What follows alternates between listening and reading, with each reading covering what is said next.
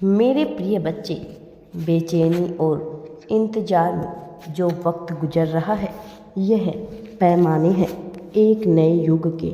मैं जानता हूँ संघर्ष लंबा हो रहा है तुम्हारा, लेकिन कुछ ऐसी बातें हैं जिनसे तुम अनजान हो। अंधेरी घनघोर रातें, जब कुछ भी नजर ना आए, ऐसी काली रातें जो काली शाही से भी काली हो। ऐसा अंधेरा जो कभी टलने का नाम ही ना ले। उस अंधेरे में निकलती हुई आवाज़ जो अत्यंत ही भयावह हो, ऐसी डरावनी कि मनुष्य की रूह कांप जाए। ऐसी डरावनी आवाज़ के बीच एक ऐसी खबर का आना, मानो सब कुछ जाए। यह दृश्य न केवल भयंकर भयावह डरावना है, बल्कि पूरी तरह से मनुष्य को हतोत्साहित करने में काफ़ी है। और जब यह वास्तविकता में जीवन में गुजरती है तो ऐसा लगता है कि सब कुछ समाप्त हो गया है। ऐसा लगता है यह जीवन निरुद्देश्य हो गया। ऐसा लगता है कि लक्ष्य विहीन भटकता हुआ यह जीवन आखिर मिला ही क्यों। ऐसा लगता है कि सब कुछ इसी पल में समाप्त हो जाए, इसी जन्म हो ही ना, कर्मों का फल मिले ही ना। नया इसके मनुष्य के मन में एक उम्मीद भी रहती है कि क्या पता सब बदल जाए। इन उम्मीदों और नाउम्मीदों के बीच ही जो घटित हो रहा है वह जीवन है। किंतु यह वह सच्चाई है जो तुम देख रहे हो। यह वो वास्तविकता है जो तुम्हारी आंखों के सामने हो रहा है, जिसे तुम झुठलाना नहीं चाहती। किंतु यह सत्य नहीं कि जो तुम्हें स्पष्ट नज़र आ रहा हो, जो दिखाई दे रहा हो, जो घटित हो रहा हो, केवल वही सच्चाई है।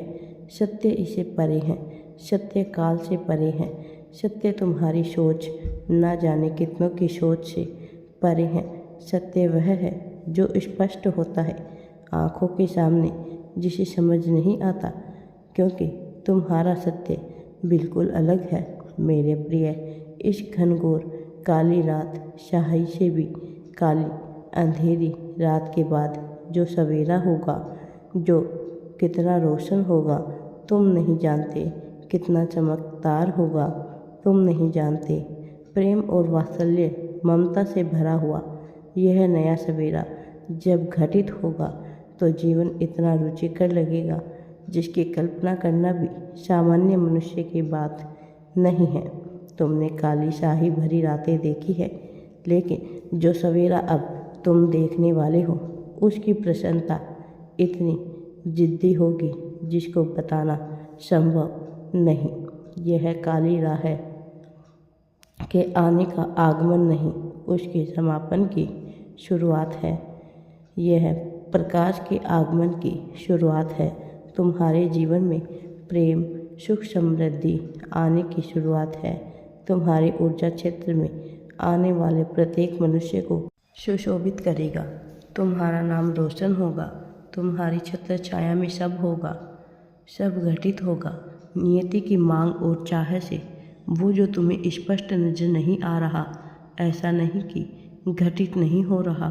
काल अपना विकराल रूप लेकर इस जीवन में उतरा है, किंतु काल की चपेट में वह नहीं आता जो सच्चे हृदय वाला होता है, जिसके भीतर प्रेम, वात्सल्य, ममता, करुणा, दया, अपनापन, अपनत्व मौजूद होता है।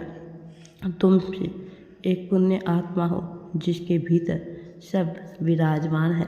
मेरे रूप को न पहचान पा रहे हो, तुम अपने आप को कैसे पहचानोगे? भला भीतर झांक कर देखो।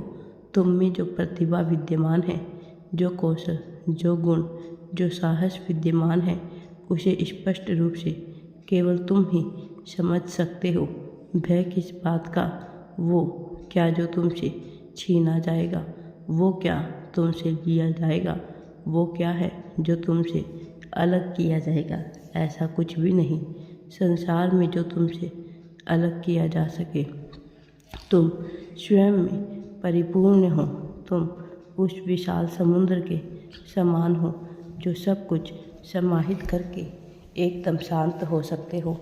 जब तांडव करे, सुनामी आए, लेकिन अपनी क्षमता पहचान कर तुम बाहर के लोगों को बाह्य ऊर्जा और दबाकर अपने भीतर आगमन चाहते हो। तुम चाहते हो कोई तुम्हें उत्साहित करे, प्रोत्साहित करे, कोई प्रेरणा बने, लेकिन तुम स्वयं ही ज्वाला हो। तुम स्वयं ही प्रेरणा हो। तुम बनोगे उन लोगों के लिए उद्धारक बनोगे। तुम प्रेरणा दोगे उन्हें। यदि तुम्हें ही इन चीज़ की तलाश करने लगे, उन चीज़ों का, उन स्रोतों का, उन प्रेरणाओं का जो अन्य लोगों को चाहिए, तो भला कैसे जीवन शोभित, सुसज्जित और संतुलित होगा तुम्हारा। मेरे प्रिय बच्चे, अब तुम्हें घबराने की आवश्यकता नहीं है। सागर कभी जल की मांग नहीं करता। उसे अपने ऊपर भरोसा होता है। उसे अपनी ताकत का अंदाजा होता है। वह जानता है कि कैसे कब जल उसमें आएगा। उसे ज्ञान है प्रकृति में घट रही घटनाओं का। उसे ज्ञान है कि वह मौसम अवश्य आएगा जब बरसात होगी। वह मौसम अवश्य आएगा जब उसी से रूपांतरित हुआ वाष्प रूपांतरित होकर फिर से जल बनेगा और सागर को भर देगा। उसकी ऊर्जा शक्ति, क्षमता शक्ति से क्या तुम्हें ज्ञान नहीं कि तुम क्या कर सकने में सक्षम हो। सक्षम जिसका तुम्हें ज्ञान था वो कहाँ गई। वह पल याद करो जब कभी कभी तुम्हारे भीतर ऐसा आत्मविश्वास उमड़ता है कि तुम्हें लगता है कि सारा संसार तुम जीत सकते हो। फिर भला अधिकांश समय में तुम अपने आप को सूक्ष्म, नीचा और कमज़ोर क्यों मानते हो। मेरे प्रिय, यह जीवन एक अवसर है प्रेम को भौतिक रूप से महसूस करने का। यह जीवन अवसर है धन के खेल को समझने का, रिश्तों के महत्व को समझने का, शरीर के भोगों को पूर्ण करने का। यह जीवन अवसर है सब कुछ करने का। वह जो मनुष्य जीवन में किया जा सकता है, जो मनुष्य देह में किया जा सकता है, यह भोगने का अवसर दोबारा नहीं मिलेगा। किंतु संतुलन ही कर्म को बांधता है। यदि कोई भी क्रिया अनियंत्रित होकर असंतुलित हुई तो यह जीवन, यह अवसर सब कुछ गवा बैठोगे। तुम में ज्ञान है, तुम समझदार हो। मुझे तुम्हारी क्षमता, तुम्हारी समझदारी पर जरा भी संदेह नहीं। फिर भला तुम संदेह क्यों कर रहे हो। मैंने तुम्हें श्रेष्ठ बनाया है। मैं तुम्हें श्रेष्ठ मानता हूँ।